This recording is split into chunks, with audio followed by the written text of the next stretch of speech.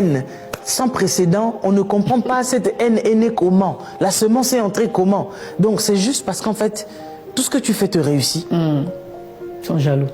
Et la jalousie naît bizarrement, soudainement comme ça. Alors, si vraiment tu ne pries pas pour que Dieu te protège, les amis nous empoisonnent. Combien meurent chaque jour aujourd'hui, empoisonnés par leurs amis? Moi, j'ai une de mes nièces qui a été empoisonnée dans sa chorale. Seigneur. On lui a mis le poison dans le micro. C'était qui? Des amis à elle, de la chorale même.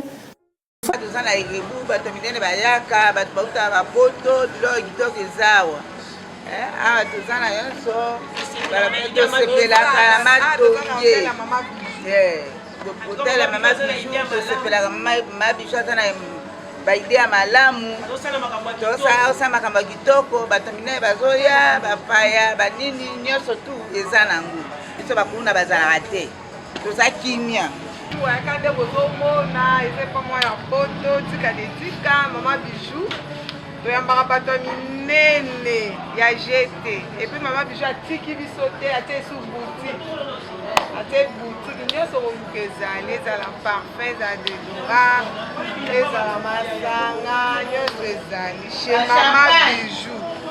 Chez mama bijou soko oyo okolala kitoko luka eza te climatisé courant wow nyonso ezali chez mama bijou. Otaka bato bauta bipai na bipai bayoseekuze pa mama bijou. Pa mama bijou kitoko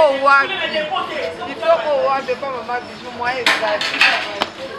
Mama bijou bayo.